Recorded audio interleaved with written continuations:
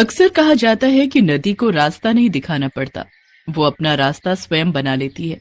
इसी प्रकार पुराने समय में एक ऐसा शिष्य हुआ जिसने अपने हुनर और गुरु भक्ति से अपना नाम इतिहास के पन्नों पर दर्ज करवा लिया। उस वीर योद्धा का नाम था एकलव्य। महाभारत काल में प्रयाग के तटवर्ती प्रदेश में सुदूर तक फैला हुआ एक राज्य श्रृंगवेरपुर था। निषाद राज हिरण्यधनु उस आदिवासी इलाके के राजा व एक महान योद्धा थे।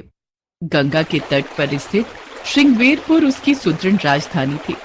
उस समय श्रृंगवेरपुर राज्य की शक्ति मगध, हस्तिनापुर, मथुरा, चेदी और चंदेरी आदि बड़े राज्यों के समकक्ष थी।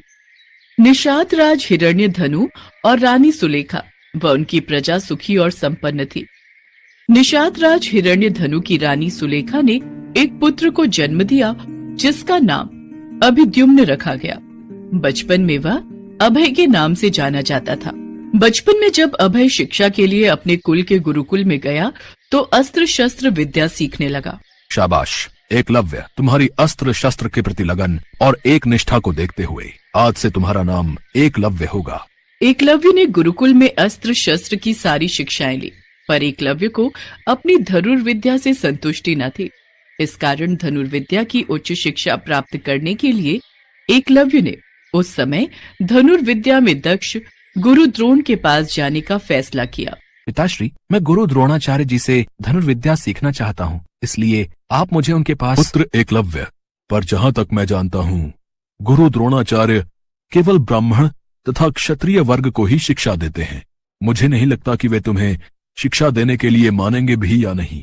पर पिताश्री, मैं एक बार बस उनसे इस विषय में बात करके लौट आऊंगा। यदि वे शिक्षा देंगे तो मैं अपने आप को भाग्यशाली समझूंगा, अन्यथा उनका आशीर्वाद पाकर लौट आऊंगा। एकलव्य धनुर्विद्या सीखने की धुन और द्रोणाचार्य को अपनी कलाओं से प्रभावित करने की सोच लेकर उनके पास गया, परंतु गुरु द्रोणाचार्य ने उसे शिक्षा देने से इनकार कर दिया। एकलव्य इस बात से तनिक भी आहत न हुआ और उसने वहीं जंगल में रहकर धनुर्विद्या प्राप्त करने की ठान ली। उसने जंगल में द्रोणाचार्य की एक मूर्ति बनाई और उन्हीं का ध्यान कर धनुर्विद्या का अभ्यास करने लगा। एक दिन आचार्य द्रोण अपने शिष्यों और एक कुत्ते के साथ आखेट के लिए उसी वन में पहुंच गए जहां एकलव्य अपनी धनुर्विद्या का अभ्यास कर रहा था। द्रोणाचार्य का कुत्ता राह भटक कर एकलव्य के पास पहुंच गया और भौंकने लगा। एकलव्य उस समय धनुर्विद्या का अभ्यास कर रहा था। कुत्ते के भौंकने की आवाज से एकलव्य की साधना में बाधा पड़ रही थी, अतः उसने ऐसे बाण चलाए कि कुत्ते को जरा भी खरोच नहीं आई और कुत्ते का मुंह भी बंद हो गया। एकलव्य ने इस कौशल से बाण चलाए थे कि कुत्ते को किसी प्रकार की चोट नहीं लगी और अपने बाणों से कुत्ते का मुंह भी बंद कर दिया। कुत्ता वहां से भागकर गुरु द्रोण के पास जा पहुंचा। द्रोण और शिष्य ऐसी श्रेष्ठ धनुर्विद्या देख आश्चर्य में पड़ गए। अद्भुत, ये तीरंदाजी तो कमाल की है। इस कुत्ते को जरा सी खरोंच तक नहीं आई। इस वन में ऐसा धनुर्धर कौन है जिसमें ऐसी कुशलता है? द्रोणाचार्य उस महान धनुर्धर को खोजते खोजते एकलव्य के पास पहुंचे और देखा कि एकलव्य ऐसे बाण चला रहा है जो कोई चोटी का योद्धा भी नहीं चला सकता। ये बात द्रोणाचार्य के लिए चिंता का विषय बन गई, क्योंकि कहीं न कहीं वो आने वाले भविष्य के बारे में सोच रहे थे। उन्होंने एकलव्य के सामने उसके गुरु के बारे में जानने की जिज्ञासा दिखाई। पुत्र, धनुर्विद्या में तुम सचमुच पारंगत हो। गुरुदेव, आप प्रणाम। गुरुदेव, आपके दर्शन पाकर मैं धन्य हो गया। पुत्र, क्या तुम मुझे जानते हो? गुरुदेव, एक बार मैं आपसे धनुर्विद्या सीखने के लिए आया था। मैं वही एकलव्य हूँ। हाँ, मुझे कुछ याद तो है, पर तुमने ये धनुर्विद्या किससे सीखी? तुम्हारे गुरु कौन है जिन्होंने तुम्हें ये शिक्षा दी? मैंने तो आप ही से ये धनुर्विद्या सीखी है गुरुदेव। वो देखिए। गुरु द्रोणाचार्य ने देखा वहां एक प्रतिमा बनी हुई थी जो स्वयं गुरु द्रोणाचार्य की प्रतिमा थी। उन्हें ये जानकर और भी आश्चर्य हुआ कि द्रोणाचार्य को मानस गुरु मानकर एकलव्य ने स्वयं ही अभ्यास से ये विद्या प्राप्त की है। अपनी प्रतिमा को देख आचार्य द्रोण ने कहा, अगर तुम मुझे ही अपना गुरु मानते हो तो मुझे गुरु दक्षिणा दो। गुरुदेव, आपको गुरु दक्षिणा में क्या चाहिए? मुझसे कहिए, मैं आपको अपने प्राण तक दे सकता हूँ।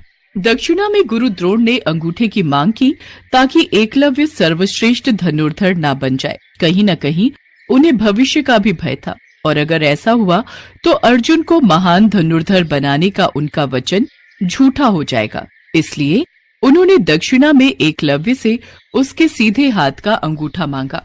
यदि तुम मुझे दक्षिणा देना ही चाहते हो तो मैं गुरु दक्षिणा में तुम्हारे दाहिने हाथ का अंगूठा मांगता हूँ। जो आज्ञा गुरुदेव। गुरु द्रोण की ऐसी इच्छा देखकर भी एकलव्य का मन जरा भी विचलित नहीं हुआ। उसने बिना हिचकिचाहट अपना अंगूठा काटकर गुरु द्रोणाचार्य को अर्पित कर दिया। ये देखकर गुरु द्रोणाचार्य चकित रह गए और एकलव्य को आशीर्वाद देकर अपने शिष्यों के साथ वहां से वापस लौट गए। अंगूठा कट जाने के बाद एकलव्य ने तर्जनी और मध्यमा अंगुली का प्रयोग कर तीर चलाने का अभ्यास किया। यहीं से तीरंदाजी करने के आधुनिक तरीके का जन्म हुआ। अतः एकलव्य को आधुनिक तीरंदाजी का जनक कहना उचित होगा। निसंदेह यह बेहतर तरीका है और आजकल तीरंदाजी इसी तरह से होती है। बाद में एकलव्य श्रृंगवेर पर राज्य वापस आ गया और वहीं रहने लगा।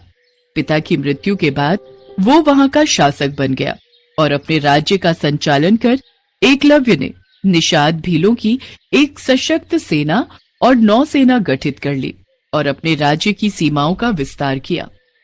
निषाद वंश का राजा बनने के बाद एकलव्य ने जरासंध की सेना की तरफ से मथुरा पर आक्रमण कर यादव सेना का लगभग सफाया कर दिया था। यादव वंश में हाहाकार मचने के बाद जब कृष्ण ने दाहिने हाथ में महज 4 अंगुलियों के सहारे धनुष बाण चलाते हुए एकलव्य को देखा तो उन्हें इस दृश्य पर विश्वास ही नहीं हुआ। एकलव्य अकेले ही सैकड़ों यादव वंशी योद्धाओं को रोकने में सक्षम था। इसी युद्ध में कृष्ण ने छल से एकलव्य का वध किया था। उसका पुत्र केतुमान महाभारत युद्ध में भीम के हाथ से मारा गया था। जब युद्ध के बाद सभी पांडव अपनी वीरता का बखान कर रहे थे, तब कृष्ण ने अपने अर्जुन प्रेम की बात कबूली थी। हे अर्जुन, तुम्हारे प्रेम में मैंने क्या क्या नहीं किया है। तुम संसार के सर्वश्रेष्ठ धनुर्धर कहलाओ। इसके लिए मैंने द्रोणाचार्य का वध करवाया, महापराक्रमी कर्ण को कमजोर किया और न चाहते हुए भी तुम्हारी जानकारी के बिना भील पुत्र एकलव्य को वीर गति प्रदान की। और इन सब के पीछे केवल एक ही वजह थी कि तुम धर्म के रास्ते पर थे, इसलिए धर्म की राह कभी मत छोड़ना। एकलव्य की महान गुरु भक्ति के कारण उसका नाम सदा के लिए इतिहास के पन्नों पर लिख गया। आज भी जब सर्वश्रेष्ठ गुरु भक्ति की बात आती है तो महान शिष्यों में एकलव्य का नाम सर्वप्रथम आता है।